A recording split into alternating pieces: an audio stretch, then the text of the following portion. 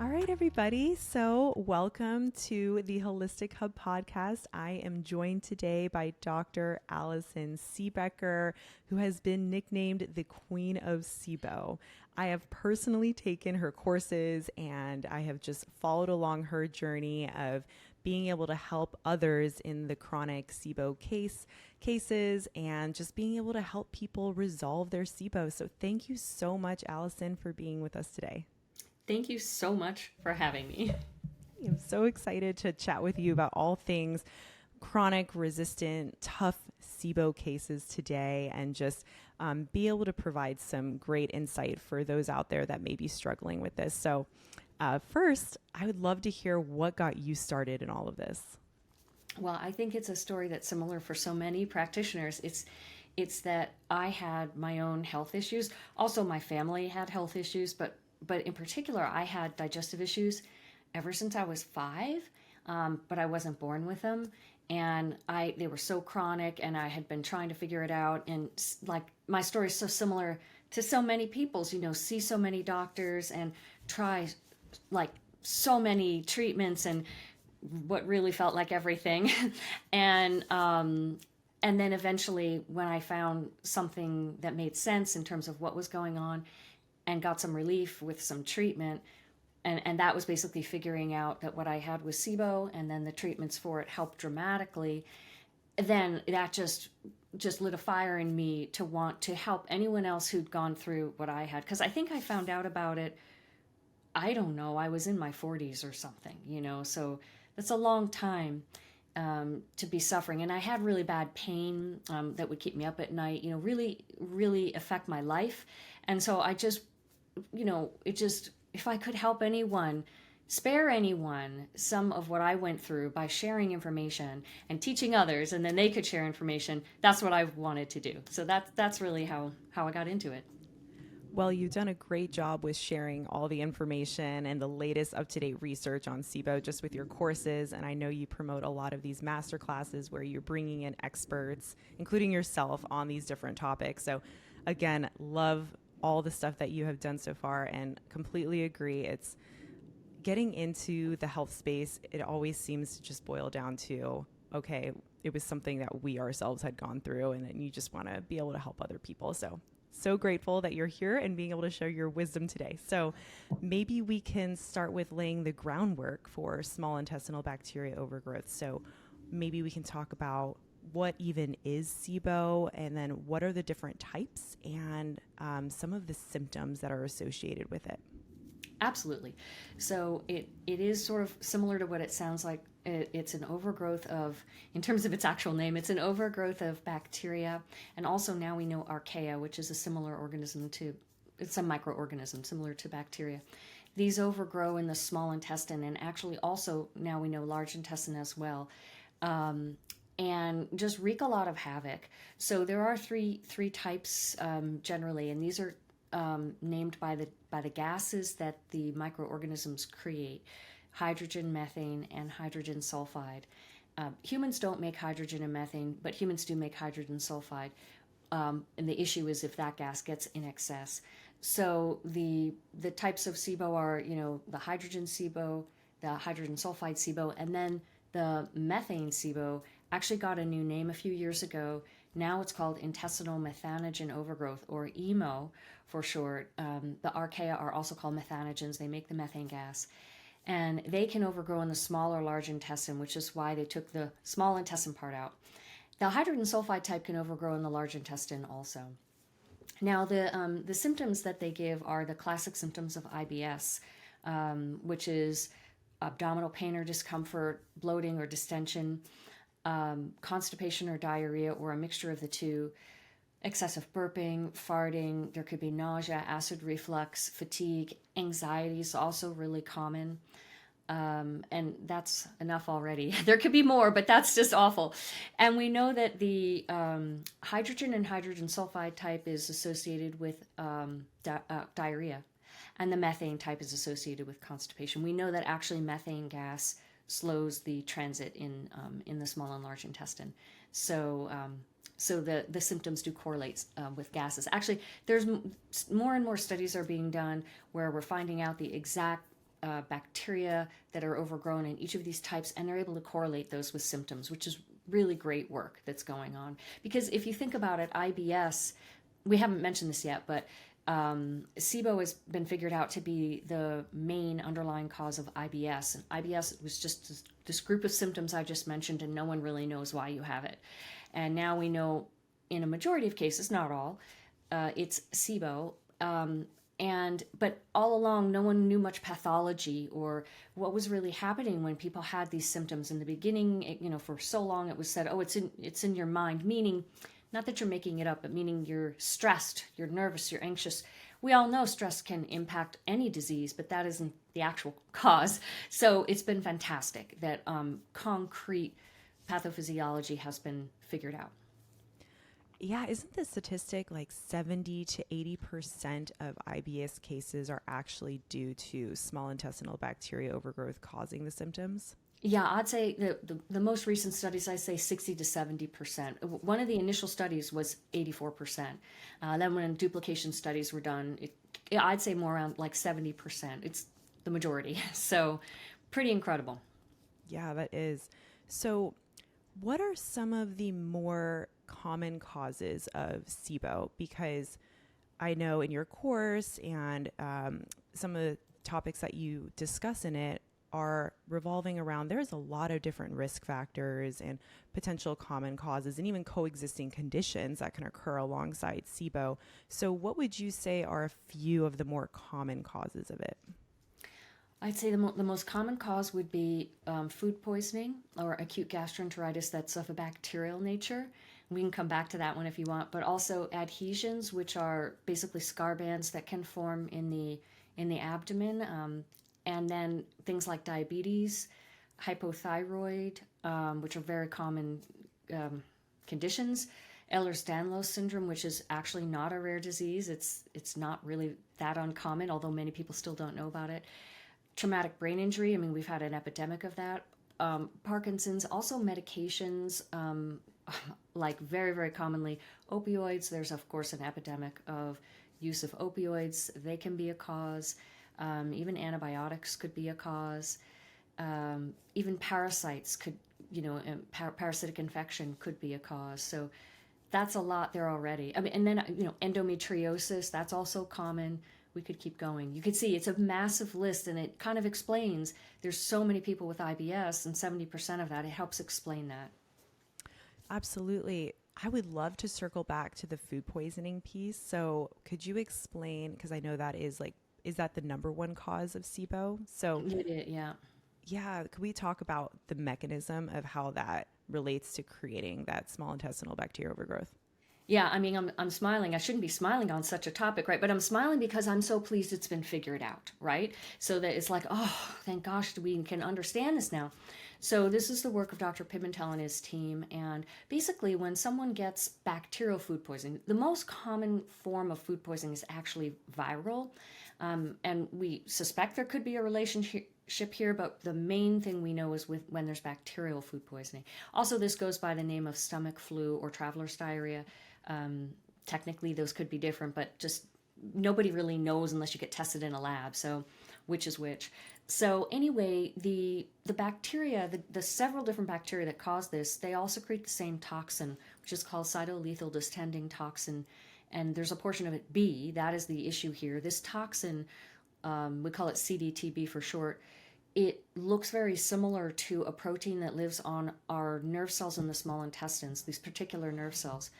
This protein is called vinculin. And so what happens is the immune system, in its reaction to the toxin, which is normal, can also have a reaction to this protein on the nerve cells and wind up damaging our own nerve cells. And so this is an autoimmune mediated process.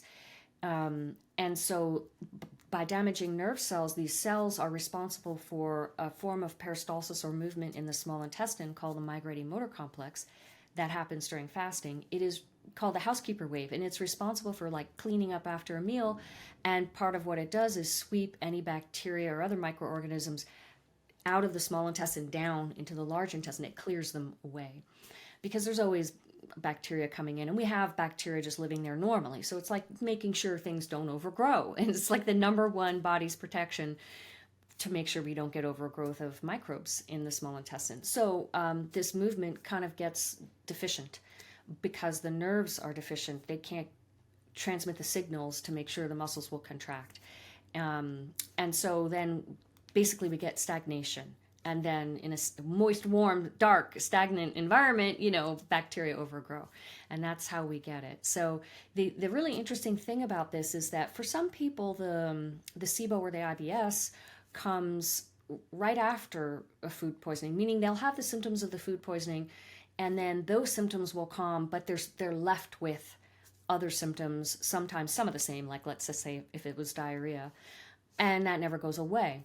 But for other people, they get better from the food poisoning, and then it's 1, 2, 3, 4, could even be up to 6 months later.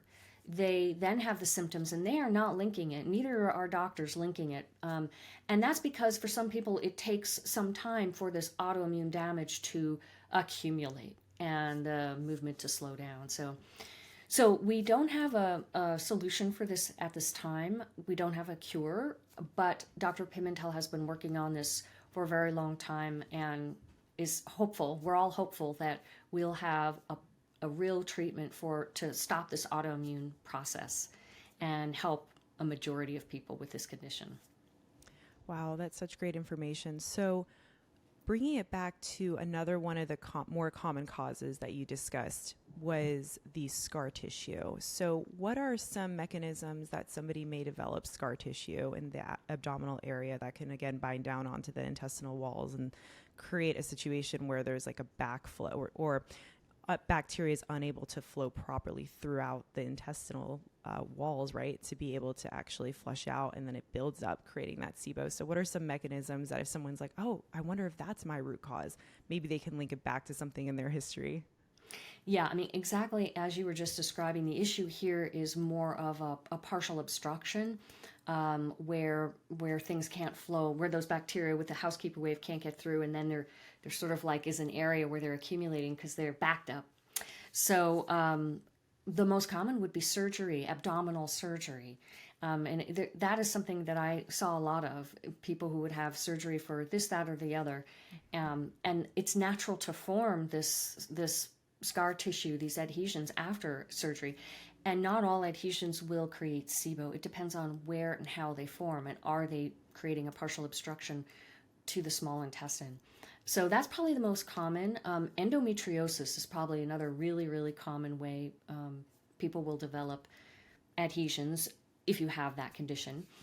Also, it could be from an accident, like a car accident, basically any kind of blow to the abdomen. It could be a sporting injury. It, could even be like a fall off of a bike or something, depending upon what happened. And another thing could be infection, like if somebody had appendicitis or some other infection. Sometimes people don't even know that they've had that. That's actually another cause of SIBO, is like appendicitis could be, but we kind of sort of call it like smoldering appendicitis, where somebody doesn't actually know that they have some inflammation or infection going on there. Generally, anything that is causing inflammation can cause adhesions to form. Yeah, that makes a lot of sense. And so let's just say someone now is listening to this and they listen to the symptoms. They've also listened to some of the potential root causes or coexisting conditions, things that could potentially slow down that gut motility, allowing for that bacteria to overgrow, create, like you mentioned, that warm, moist environment where bacteria are going to thrive. So what are some testing methods, or what's the best testing method for SIBO? Because I'll tell you, I get asked all the time on my different social channels, is a stool test enough to be able to diagnose SIBO? And so I'm going to let you take it from here. I mean, in a way, I wish it was, but then again, actually, the test we have for SIBO, I think, is even simpler, sort of. So it's a breath test. What makes it not quite as simple is you do have to do a preparatory diet the day before, which nobody really likes because you're not to eat really any carbohydrates. If you're vegetarian, that can be quite difficult. But basically, it's a breath test. It's simple to perform, other than just doing the prep diet. You drink a sugar solution, usually lactulose, which is meant to feed the bacteria a carbohydrate. That's what they mostly like to eat, are carbohydrates. And then from that, they will make gas. And then you the gas will, diffuse across the intestines, come to the lungs, and we'll breathe it out. And so you sample your breath in some kind of collection method, bag or a tube. And you do this over 3 hours, about every 15 or 20 minutes, usually 20 minutes.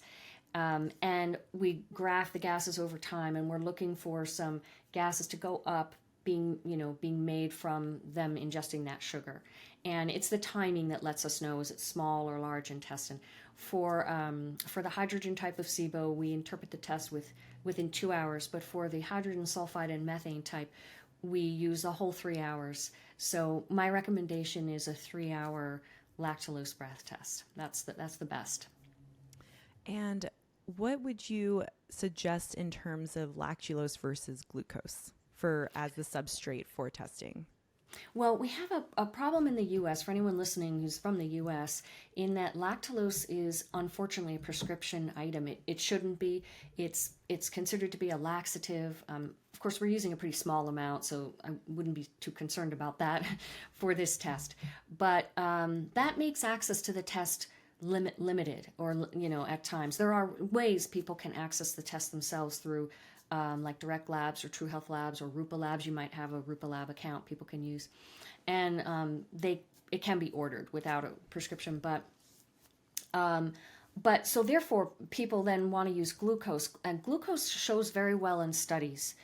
The problem here is that glucose absorbs high up in the small intestine.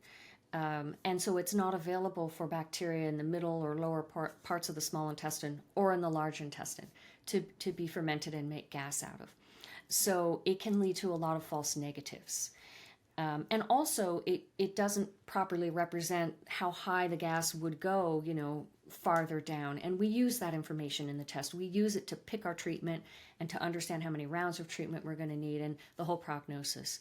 So I don't care for the use of glucose, but it can be very confusing if somebody's coming to this without listening to clinicians like us and just reads the studies, because the studies, it looks good. And there are reasons for that, which have to do with the gold standard it's compared against not being a good gold standard.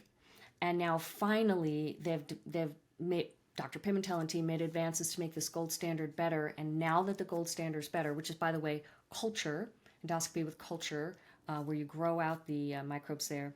Now that they have fixed that gold standard, now the lactulose test compares excellently against it. So unfortunately, our studies haven't caught up to the technology and does not properly represent the clinical reality. So it's just for anyone listening, really lactulose is better. A colleague and friend of mine did an in-office study, Dr. Horolak, where he compared glucose, lactulose, and actually fructose. And, it's not published, but he was able to show clinically also glucose missed a lot of people.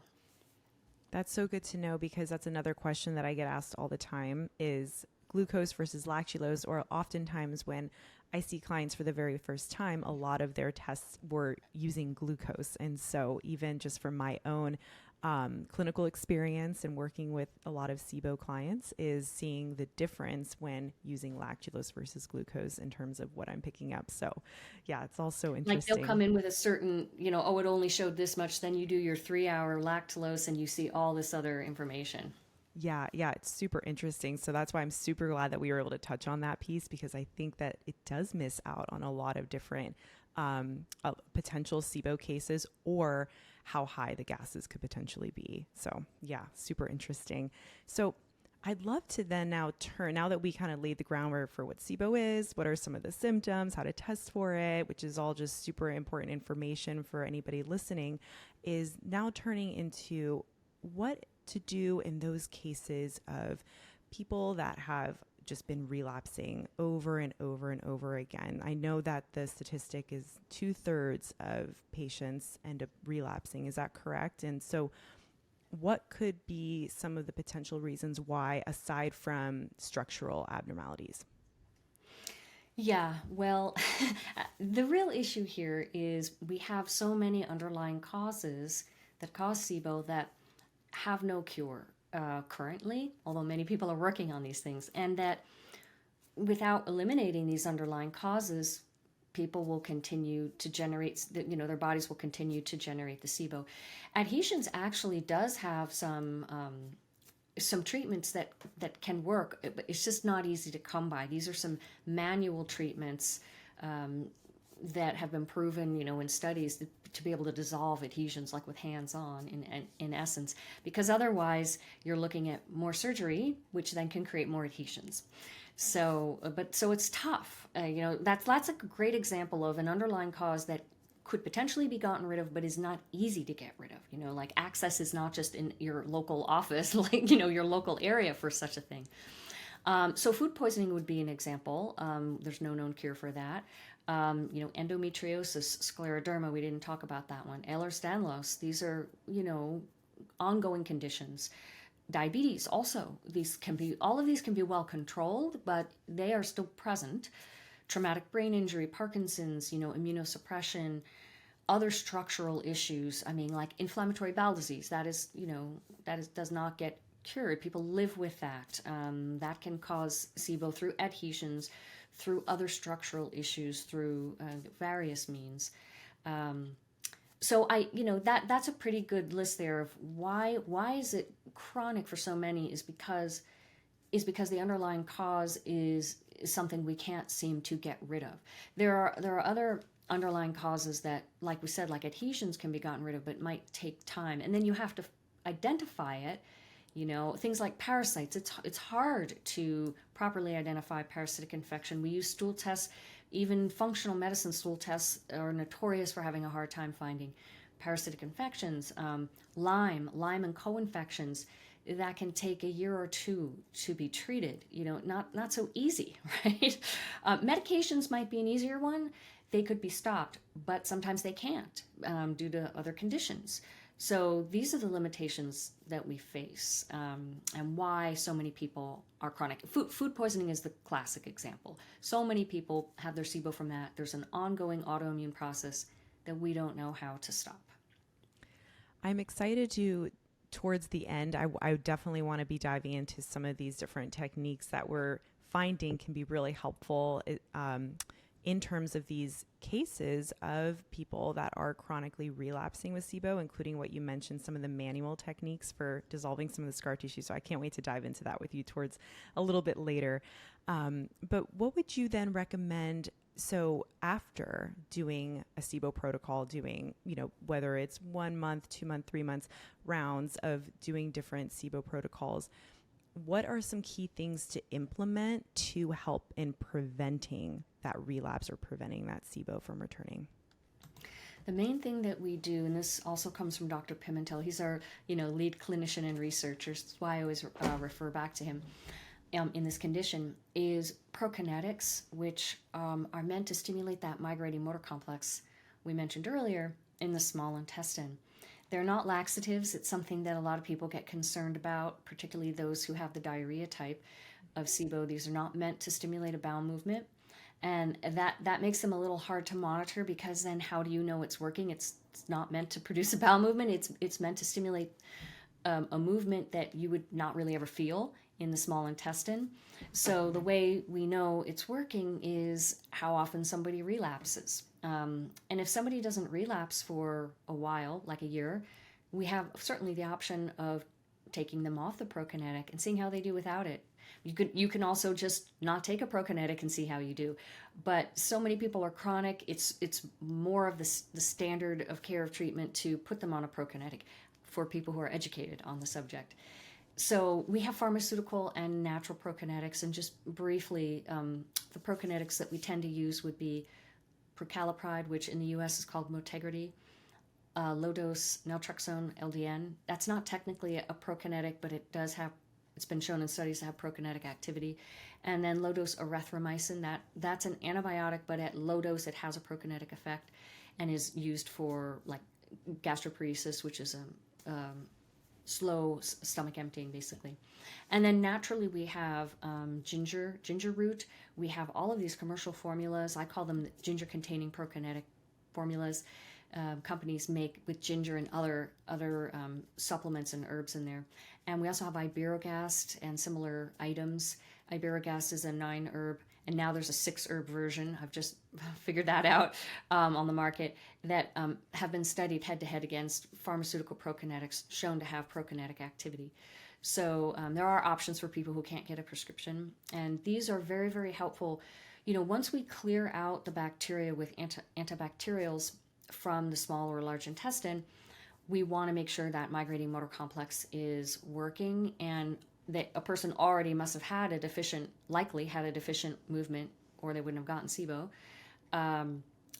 That's most people's physiologic underlying cause. So we want to give these to just assist the body in making that, try to bring that back up to normal level, so we can maintain that clear small and large intestine. So that's what we do. So for the ginger containing formulas in the nutraceutical realm, do you find that those, whether it's in studies or clinically, that they tend to be as effective as the pharmaceutical versions, or similar, or not so much? Not so much. There are certainly people, individual people, who they are absolutely enough for. I've had patients like that. But if we step back and look at a pattern, also for me, taking in mind that I did tend to see tougher cases, because as a specialist, the simple, easy to handle cases might not have come my way as easily.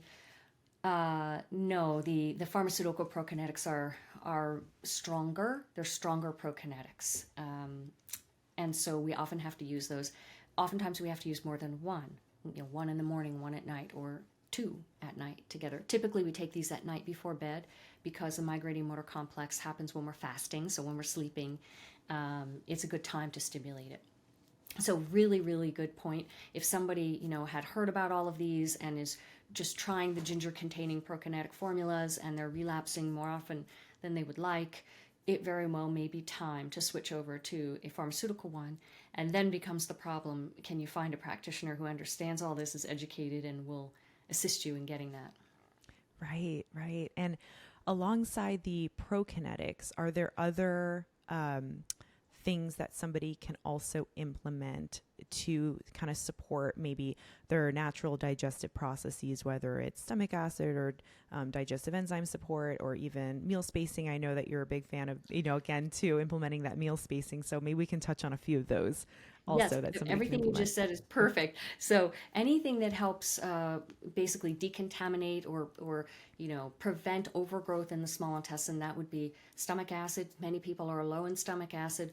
This is a good time where we could consider supplementing with stomach acid, betaine, HCl, or we could use apple cider vinegar or bitters to help stimulate natural production of it. Digestive enzymes are often they actually have killing activity, believe it or not.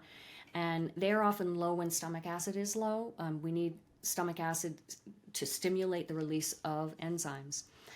Also, SIBO itself causes damage on the lining of the small intestine. Many enzymes live along the lining of the small intestine. So until that damage has a little time to heal, it's nice to take enzymes. So that's a great thing to do.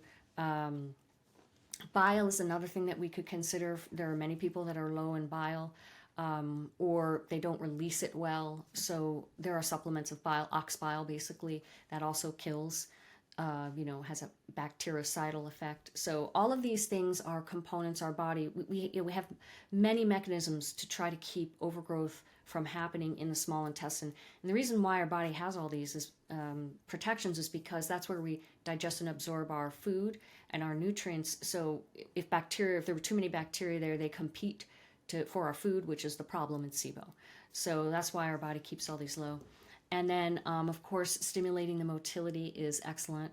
And making sure that the anatomy is in proper working order, where, things have the ability to flow down. So another thing that I like to recommend is visceromanipulation. It's kind of like medical massage of the abdomen, but it's really aiming at the organs. Like, it's not about the muscles.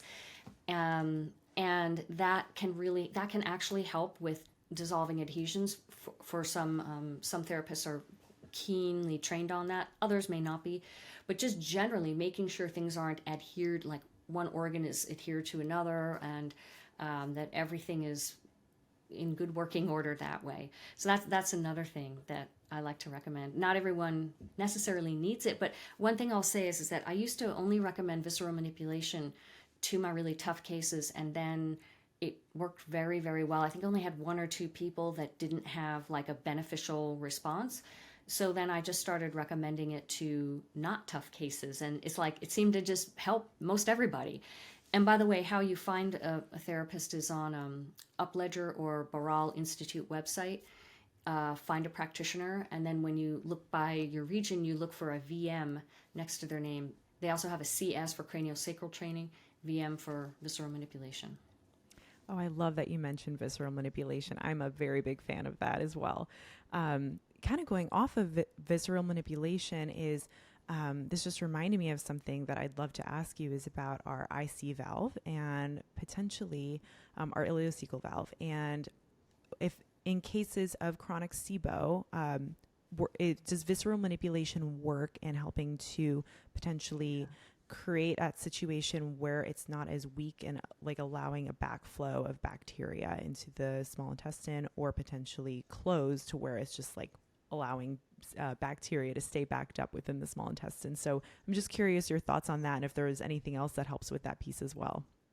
Yeah, absolutely. I mean, we haven't talked about this yet, but that's a structural concern. There are some studies on this with SIBO that it's a risk factor if the tissues are too weak or lax and it's open, allowing, like you said, backflow. There's manual techniques that can help open or close the valve depending upon which way it is. My gastroenterology professor and colleague, Dr. Stephen Sandberg Lewis, has taught that for years. It's in his book. I think you can just probably even go onto YouTube and find people demonstrating how to do it. But that's a really great thing also to do. Visceral manipulation therapists are trained in that as well. And so, yeah, that is a concern. There are also some supplements you can take to help strengthen that valve, and I cannot remember what they are at this moment. I can grab his book and look them up. I feel bad. I should remember what they are. Well, more incentive for somebody to go grab the book or to look online and identify what those are, right? So, yeah, his book is Functional Gastroenterology, by the way. Great. That's great. So, and then we didn't talk about the meal spacing. Let me just mention that. Right. The meal spacing is so helpful, just even for symptoms, and certainly for prevention. And that is leaving, best would be 5 hours between meals, but 4 is better than 5. 3 is better than,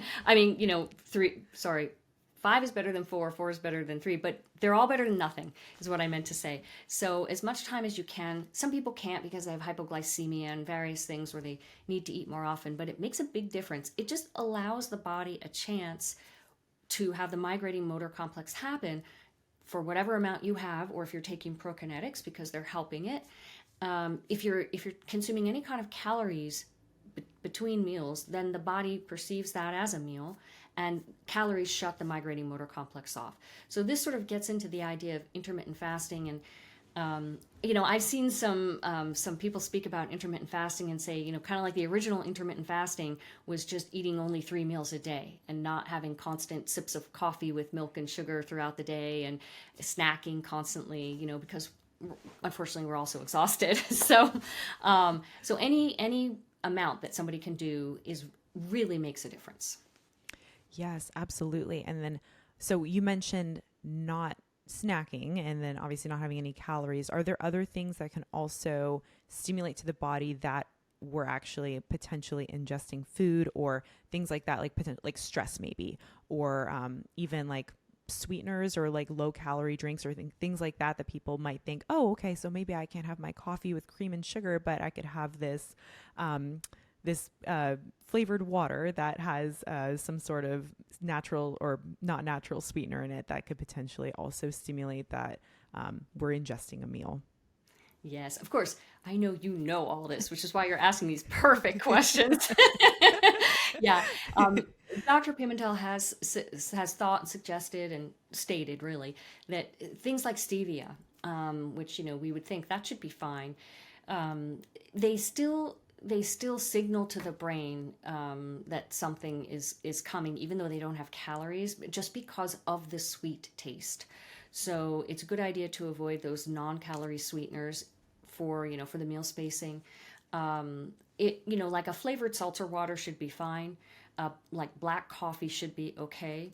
But the other thing that could stimulate it is a large amount of like fluid. Like, so if you just drank a whole glass of water in one go, that actually stimulates baroreceptors, pressure receptors in the stomach, which also indicate like volume is there, and that makes the body think, okay, I'm now in the digest mode. I'll stop the migrating motor complex. So, of course, just sipping water or sipping your coffee, but if you just drank a bottle of water, that would defeat the purpose.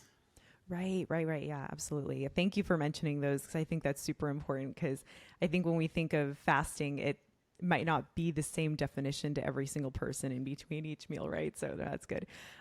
So circling back really quickly to talking about ways to help prevent relapse. We've already talked about a few of these different ways.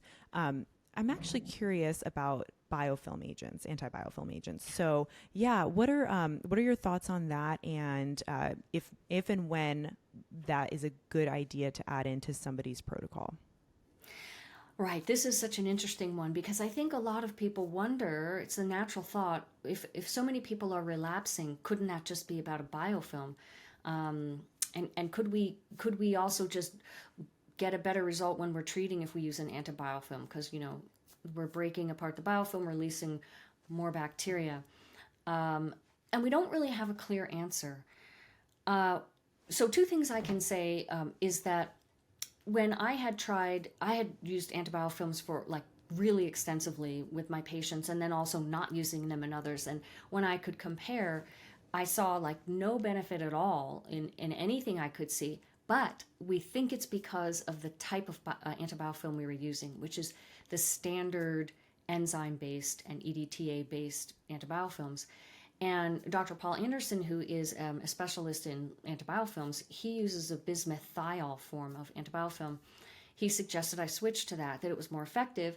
And when I did, then I saw results. So I think that would be my first thing is if you're going to use them, my personal experience in SIBO is it would be to recommend the bismuth-thiol. So just briefly, there's a prescription formula that he has made that you can, if you just Google Paul Anderson antibiofilm or bismuth-thiol, it should come up. Biofilms, you can, it's like he has a PDF online. And then he has made an over-the-counter product as well that is Priority 1 Biofilm Phase 2 Advanced. I always mix up the order of those words, but I think I got it right this time. So that's one thing. Now, the other thing is that Dr. Pimentel, in his research in the last couple of years, has been finding that many of these organisms, that are specifically overgrown in the different types of SIBO are living under a biofilm layer in the intestine. So that is indicating, antibiofilm treatment should help. So, I think the bismuth is going to be the way to go. So should you do it? Should you not do it? One thing I can say is that I and many of my close colleagues have had, years and years and years of success in treating SIBO without using antibiofilms. So you don't need to. But on the other hand, if some of these things are living in biofilm layers, if we know there's a lot of chronic relapsing, seems like a good idea. So I'm not giving a definitive answer one way or the other. What do you think, Stephanie? Yes. Well, I tend to add them in later. So it's not something that I don't try to throw in everything I have at somebody, right? Like all these like knowledge bombs that you're bringing up, right? The same thing. It's just like, okay, there's all different things that we can add in across someone's like their SIBO protocols. And so it's starting with the single herb formulas, making sure they're spacing their meals out, adding in the Prokinetics, all these different things that are been shown to be very helpful in helping to treat SIBO and then prevent relapse. And then, yeah, if I'm having somebody who's just very, very tough, definitely start to add in those antibiofilms. And also too, I actually don't know like the exact order of the name of Paul Anderson's product that you had mentioned too, but whatever that one is, I do like to use that one. So I've found that to be very helpful in certain cases. And then again too, it's just underlying cause. Maybe I missed it. Maybe it's something structural that we didn't pick up on in the history. And then it's like, oh yes, I did have this sporting injury that occurred many years ago. And so then adding in techniques to help to reduce that. And so it's always interesting. Well, There's always things you can add in. yeah, that's Go ahead. how I've been doing it too, is just seeing where we get in the beginning, and if we run into trouble adding in the antibiofilms later, because they may not be needed. Maybe I'll change my mind when I see the research come out more on antibiofilms, and maybe Dr. Pimentel will test certain antibiofilm remedies. We'll see. We'll see where this goes. Yeah, exactly. It's exciting. Everything's always evolving, right? So maybe we can circle back into talking about some other potential reasons why SIBO might just continue to be relapsing. So I know a big thing is just, again, maybe not identifying the potential root cause or a coexisting condition that's occurring alongside that's just creating that inflammatory response, or maybe dysregulating the immune system and then allowing pathogens or bacteria to overgrow. So curious your thoughts on mold as a potential reason why this could also be somebody is just continuously relapsing. Yes, I was negligent in not mentioning mold as an underlying cause, because it is. It can, of course, we know it can decrease the immune system, but it can also decrease the migrating motor complex. So mold is, I think, one of the biggest, toughest problems we have in the SIBO field, because is it the actual cause of most everybody's SIBO? I'm not sure, but so many people have mold, and as you say, it can be like a coexisting situation. And what we find is that we can't really get very far in our SIBO treatment when there's mold, meaning we have to deal with the mold first to get positive resolution. So, yes, we can treat, and oftentimes people will respond, but it's either not as much as we would like. And the biggest thing I see is maybe they respond well, but it's temporary, too temporary, like a week or two of good response. And then they're just right back to square one.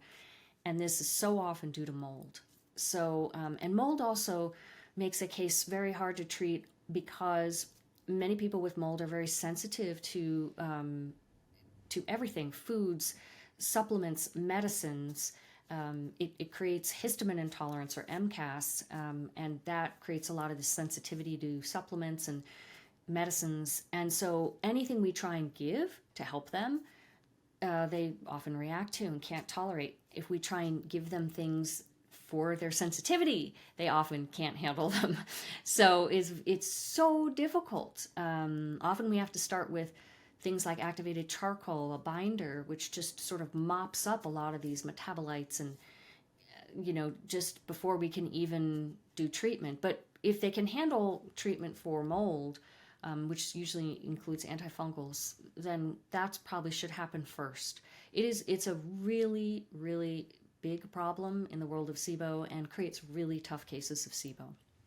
Yeah, and that's just what I've seen too. And then even in my own personal SIBO mold toxicity journey. And so, I just find that to be a big issue sometimes. And again, too, it's somebody dealing with chronically relapsing SIBO. Sometimes that is just one of the first things that comes to my mind too. I'm just like, I wonder if this some sort of immune dysregulation or something is just playing a role in this whole piece too. And like you mentioned, some of the telltale signs can be, are they having a histamine intolerance? Do they react to high histamine foods? Are they getting symptoms not just in their gut, but all other types of symptoms located throughout their body that are just reacting to different types of foods that might be high histamine? So I'm glad that we touched on that, because I think that's such a big piece to it. I've also had mold in my house, just like you. I dealt with it also, and fortunately got it remediated. And I think one of my biggest symptoms was, for so many, besides everything you mentioned, is extreme fatigue. And I was having a hard time working full time. I wasn't able to work full time. So that's another thing to think about, of just extreme fatigue that, you didn't always used to have. It's not like how you always lived. So just awful. Yeah, that was my exact same case too. I remember if I tried to push it too hard with whether it was work or a workout or something, I would have a couple weeks where I was just, oh my gosh, I was so tired. The only thing I could do really was just go on a walk. and then that's better than me. Yeah. I'm just lying on the couch. That's all I could do. You're like, I'm done. Lie on the couch. Yeah. So no, I'm so glad that we talked about that. So some of the potential therapies then for somebody that is chronically relapsing. I want to circle back now to talking about what we can do to maybe resolve some of the scar tissue. We talked about the visceral manipulation, I love visceral manipulation. That's great. I've heard you mention clear passage technique, and then there's some other techniques out there as well, like limbic system retraining and frequency specific microcurrent. Did I say that in that right order? So yeah, maybe we can touch on a few of those and any other ones that I didn't mention that can be helpful too in resolving SIBO. Yeah, so clear passage is a technique.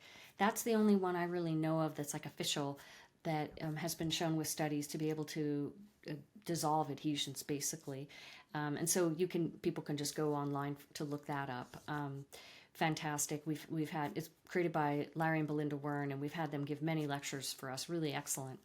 There are also there can be, chiropractors and naturopaths and just various docs that have learned how to do that, just either by themselves or with various trainings. It might not be some formal name like clear passage.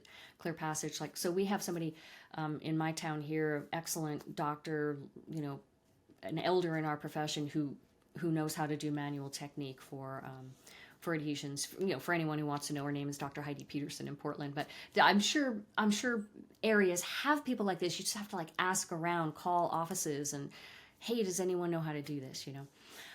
So yes, other things that we do for tough cases would be this working on the nervous system with the idea that there's a couple things here. On one idea, it's to calm it down so we're not sensitive, but really another idea is to turn it back on, meaning parasympathetically, calm the sympathetic and turn the parasympathetic system back on so that we can get the gut working again. Many of the gut functions are parasympathetic. And in a lot of people, it seems to be maybe deficient, or for lack of a better word, turned off. It's not really turned off, but, and I was telling you before we started, I created a lecture last summer on advice for tough cases of SIBO, and I asked 8 of our colleagues who see tons of SIBO, and also I put in my own 2 cents, but what their advice was, and that was actually the most common piece of advice that I heard was work on the nervous system. So what are the therapies? Gut-centered hypnotherapy. And you have to find someone who knows that. One thing is you can look for someone who's ASCH trained. That's just it's just this organization that does this. There's also an app called the Nerva app that people can use that helps. That's gut-centered hypnotherapy. One little caveat is that unless it's changed, they make you agree to certain statements as you start that app that are factually incorrect about IBS. So just don't believe everything they have in there, but just use the app for the hypnotherapy part. And then brain retraining is another thing that would be things like DNRS and the Gupta protocol. There are probably other protocols, but those are the ones that I know of.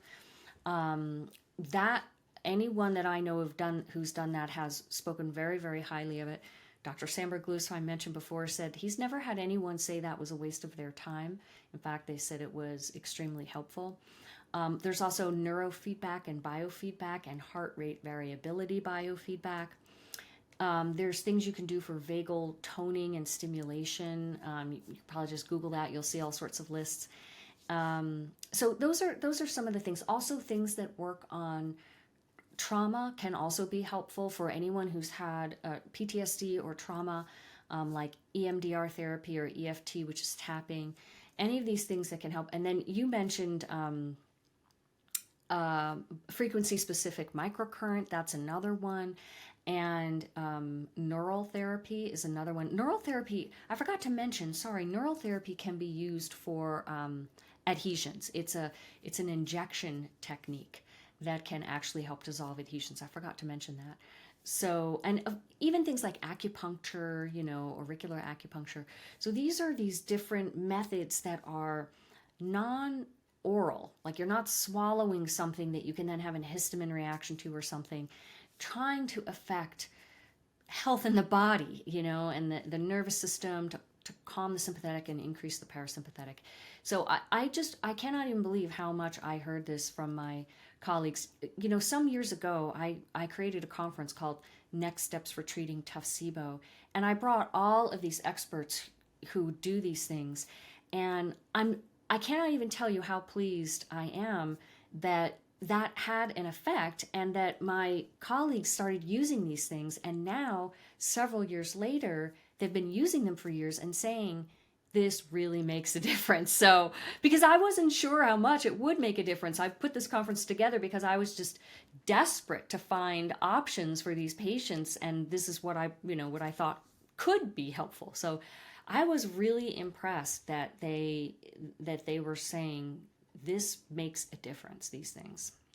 Yeah, I have to tell you, the nervous system piece, I feel like that has really been a game changer just for a lot of my own clients, but then even just for myself. Like, I feel like that was almost like half the battle, was just being able to just calm down my entire system and not feel like I was in such a fight or flight. Because also with dealing with the mold toxicity piece and everything, that just heightens the immune system too.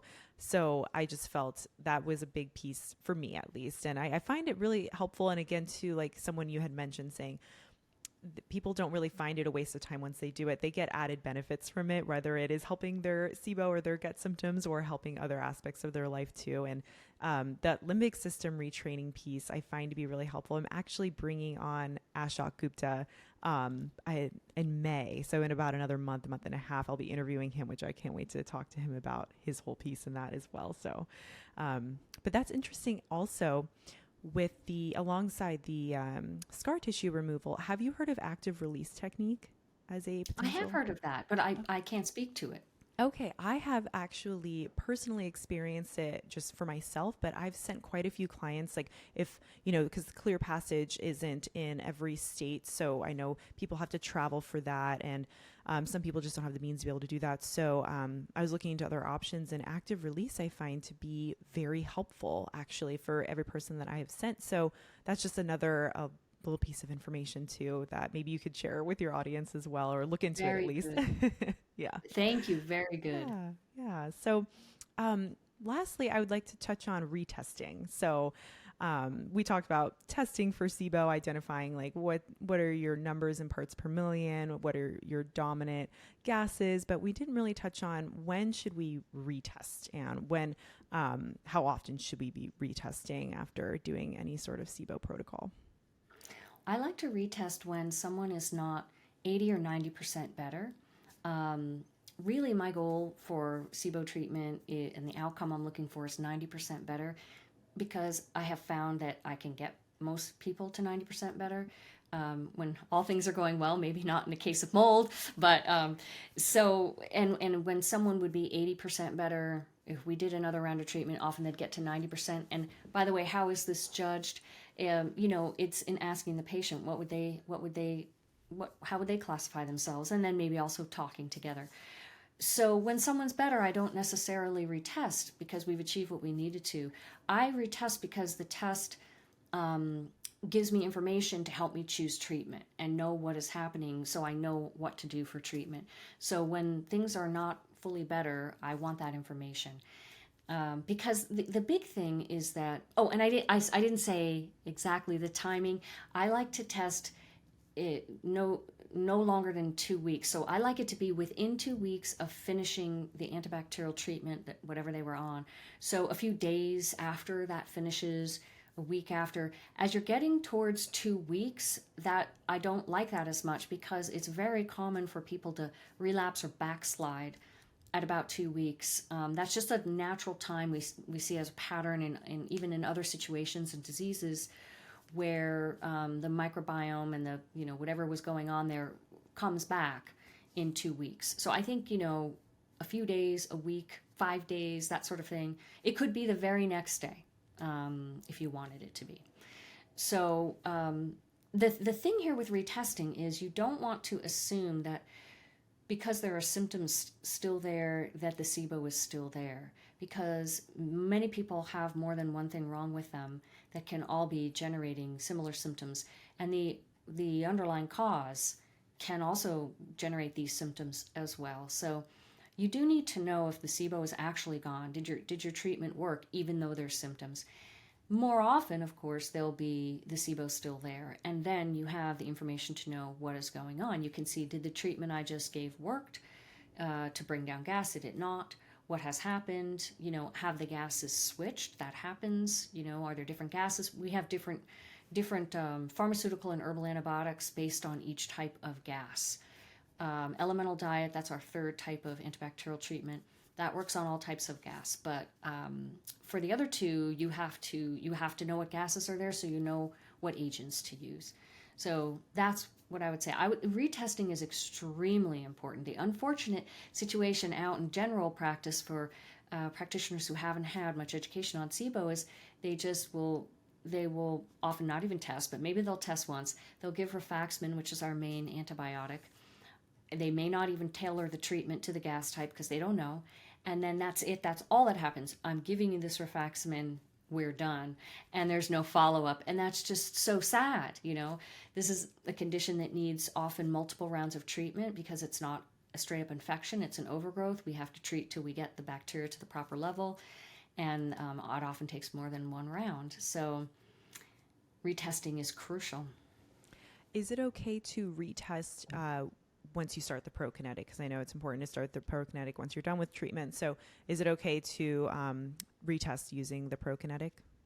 Yes, I think just don't take it the night before. If you want to be extra careful, don't take it 2 nights, and then do your test. That's great.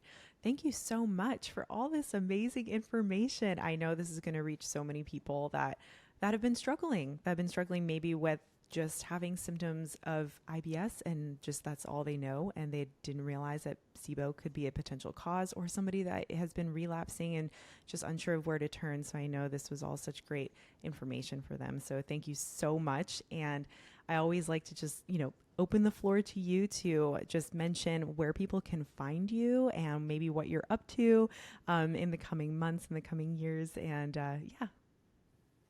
Thanks.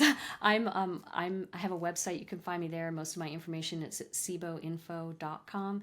And a great thing would be to sign up for my newsletter, because then you get notified of when I do free classes, free trainings and things like that. I also have training courses both for patients and practitioners. I've got 3 different ones for practitioners and 1 for patients that help them figure how to kind of DIY it or work with their doctor better. And I just love anyone to join me in those who wants to learn more. Thank you, Dr. Siebecker. I'll make sure to link all those in the show notes for everybody. So thank you so much for joining today. Thank you so much for having me.